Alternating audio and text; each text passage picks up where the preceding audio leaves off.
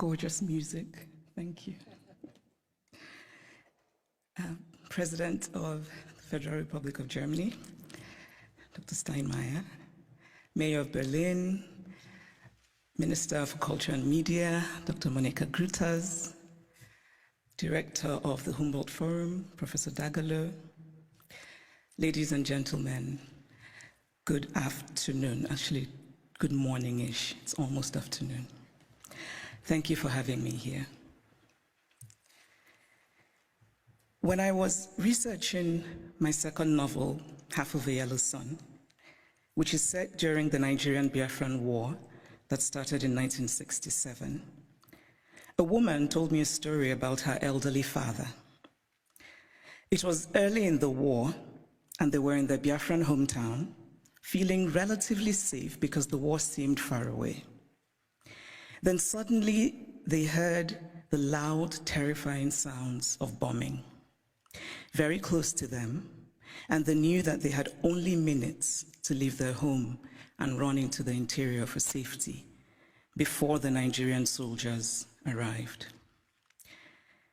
The elderly father was a wealthy man, but the only thing he rushed to take with him was his ikenga, a piece of wood, a beautifully carved piece of wood. But it wasn't just a piece of wood. It was also the repository of spiritual meaning. The ikenga represented his chi, his personal spirit, as well as his ancestors, his guardian angels. I was struck by this story. This man, facing the possibility of never seeing his home again, chose the thing that mattered most to him. Of course, he cared about his material possessions, but he believed that those could eventually be replaced, while his ikenga was irreplaceable. There are ikengas in various museums all over the world today, and it is easy to forget as we stare and admire them behind cold and clinical glass barriers that these are objects that are religious, spiritual, sacred. Art lives in history, and history lives in art. Much of what we call African art are also documents that tell stories.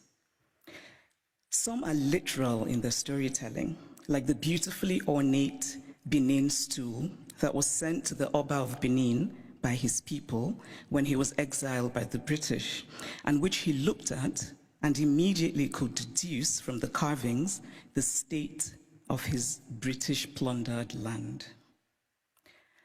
Other sculptures and carvings are more metaphorical. They speak to the dignity of a people, to their worldview, to their aspirations.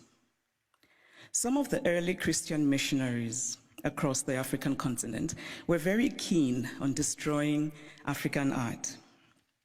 Carved African deities, which they told the Africans were just magic.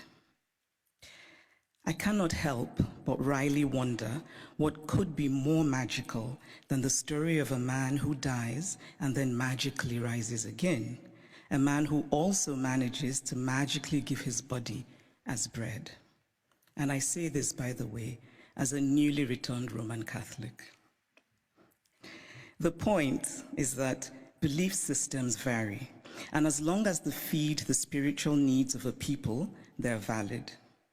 We cannot be dismissive of a belief system merely because it is unfamiliar to us, just as we cannot be dismissive of a history because we are uncomfortable with it. So I'd like to tell a small story about a Nigerian woman who's married to a Belgian and has lived in Belgium for many years. She said once that she was shocked that her son, while being taught Belgian history, was taught nothing about Congo. They teach my son in school that he must help the poor Africans, she said, but they don't teach him about what Belgium did in Congo. Now, if her son does not learn that the modern Congo state began 100 years ago as the personal property of a brutal Belgian king who was desperate to get wealthy from ivory and rubber, If Hassan does not learn that the hands of Congolese people were chopped off with rusty axes for not producing enough resources to meet a task, because we collectively acknowledge that it is so. It is not that Europe has denied its colonial history. That would be too crude. It is instead that Europe has developed a way of telling the story of its colonial history that ultimately seeks to erase that history. The former French Prime Minister, Nicolas Sarkozy, gave a now infamous speech in Senegal, in which he said, "I have not come to deny mistakes or crimes. Mistakes were made and crimes committed. But no one can ask of the generations of today to expiate this crime perpetrated by past generations." This is central to the story that Europe tells itself about its colonial history. It is a story that basically says, yes, colonialism happened, but. And whatever comes after the but is the focus of the story. What the focus on the but does is that it absolves. It frees Europe of responsibility, of a significant and traceable connection to the African present, and it allows Europe the glow of charity. But the truth is that the past does not merely tell us what happened yesterday, it also illuminates what happens today. If we acknowledge that present-day Europe is shaped by the Renaissance of 600 years ago, by the Enlightenment of 300 years ago, then surely we cannot say that what happened merely 100 years ago in Africa no longer matters. It matters. We are gathered today in this reconstructed palace, a beautiful place, but also a place that represents Germany's nostalgia for imperial times. When Kaiser William II lived here, German troops were killing children, women, and men in Southwest Africa. This building says that German history matters, even in a romanticized form. The history of Africa and Asia and Latin America must matter as well. We cannot pick and choose which histories and which points of view still matter, because to do this would be an ugly exercise of brute power. And speaking of power, here's a headline I just read in a German publication. The headline says, "Where do Africa's treasures belong?" Now imagine this headline differently. Imagine if it said, "Where do Germany's treasures belong?" It would be a redundant question, because of course, Germany's treasures belong in Germany.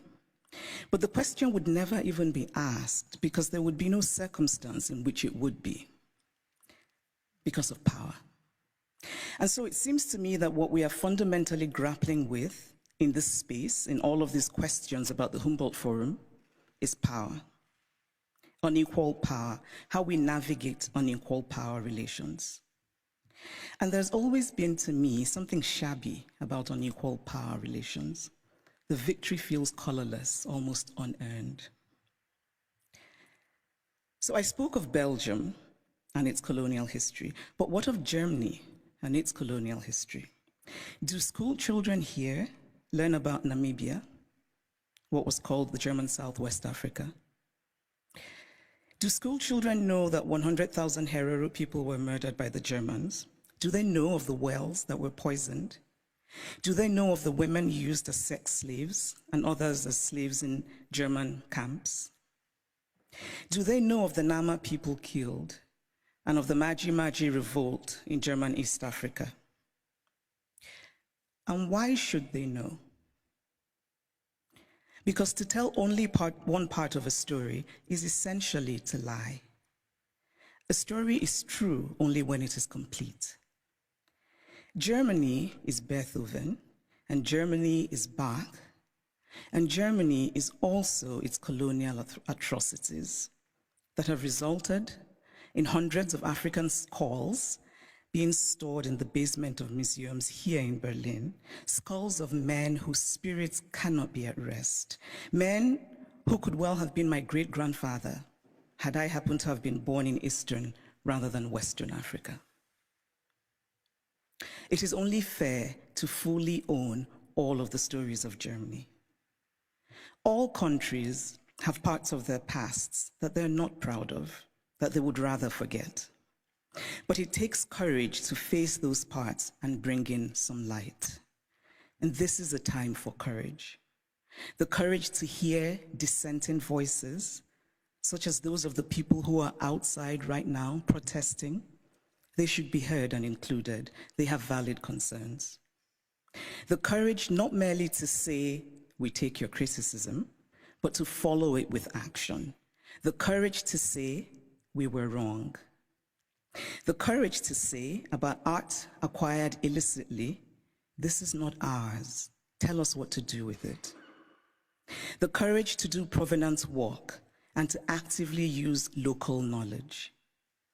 The courage to act and to act now and not become crippled by endless planning and endless talking. The courage to believe that it can be better. We cannot change the past, but we can change our blindness to the past. And why, by the way, is the term ethnological used for art from certain parts of the world and not art for other parts of the world? And then in discussing some of this art that we term ethnological, and I would argue that the language itself already suggests a hierarchy of value, when we talk about this art that was stolen, we're told that they cannot be returned to Africa, for example, because Africans will not take good care of them. It is not merely condescending to say, I cannot return what I stole from you because you will not take good care of it. It is also lacking in basic logic. Since when has the basis of ownership been taking good care of what is owned? This position is paternalistic arrogance of the most stunning sort. It does not matter whether Africans or Asians or Latin Americans can take care of the art stolen from them. What matters is that it is theirs. The brilliant Nigerian artist Victor Hikameno put it much better than I could, and in very Nigerian terms. He says, if I come and steal your wrapper, and I say I won't give you back your wrapper because you will not tie it properly around your waist, or you will not wash it well, and so the colors will fade, or this or that, all are irrelevant. The wrapper is mine, and I can do with it what I will. Give me back my wrapper because it is mine. The metaphorical wrapper, for those of you who are befuddled by wrapper, it's a piece of cloth, should be returned for the reason that Hikameno illustrates, which is respecting the property of others, but also because Europe has defined itself as a place of certain values: progress, liberty, fraternity, tolerance, individual rights, and most of all, the rule of law. A nation that believes in the rule of law cannot possibly be debating whether to return stolen goods. It just returns them. And so if the dignity of those from whom the art was stolen does not matter, then surely this idea should matter, that Europe should be what it claims to be. Live up to the ideals with which you define yourself. I should pause here and note that sometimes these conversations run the risk of sounding like empty moralizing, or like asking for the impossible or the unrealistic, or insisting on an unattainable purity and perfection. Obviously, I don't think everything should be sent back to the countries from which they came. Not everything was stolen. But those things that are sacred, those things for whom people were killed, those things that have in them the stains of innocent blood, should be returned. Obviously, we do not have all the information. There are facts lost in unrecorded history, but we can draw reasonable conclusions based on information that we do have. We can deduce, for example, that the Ngonso the beautiful sculpture of the founder and guiding spirit of the Nso people of Cameroon, a former German colony, could not possibly have been obtained under benign circumstances. Because why would you willingly give up your guiding spirit? It is also important to remember that not all wounds are visible. Some wounds we carry in our hearts, inherited from our parents, passed on to our children. But this discourse is, of course, not just about the Humboldt Forum. It is about museums all over Europe, in France, in the Vatican, in Britain. And I must acknowledge that Germany is the first of the powerful European nations that has made a gesture towards returning the Benin bronzes. But it is also interesting that the announcement said that a substantial amount would be returned, which made me wonder how this would be determined and by whom. And it is equally interesting that it is British colonial loot rather than German colonial loot that is being returned by Germany. But still, it is progress. And Germany's action, this gesture towards righting what is wrong, must be acknowledged. My acknowledgement of it is not to say that the work is done, but that the work has started, and that perhaps a place like the British Museum, and I know that Neil is here, which owns the majority of the Benin bronzes, might perhaps be inspired by the German decision, and that hopefully the British Museum will rethink, and that hopefully the British Museum will rethink its policy of retain and explain, which is unacceptable. So this is the Humboldt Forum. A forum usually implies, among other things, a space created for a free exchange of ideas. One can only hope that the Humboldt Forum will live up to its name as a space for true intercultural and transcultural exchange of ideas in mutual respect between the cultures. But this rhetoric, free exchange of ideas, must be practical. And by that, I mean such things as travel visas. It must be easy for people from Africa and Asia and Latin America who should participate in these conversations to get travel visas. The Humboldt Forum was conceived as a place to tell the universal story of the human race from multiple perspectives. This is a commendable idea, but it is incomplete. Because again, we must confront the issue of power. Who tells the story? Who is the teller and who is told about? Who decided that African art should be labeled ethnological? Who has the right to exhibit the other?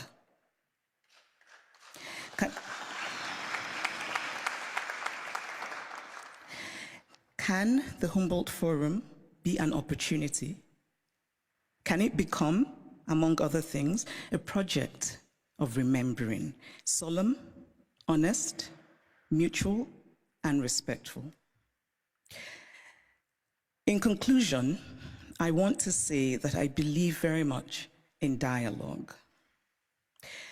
And I really believe that we can recreate the world by acting more courageously.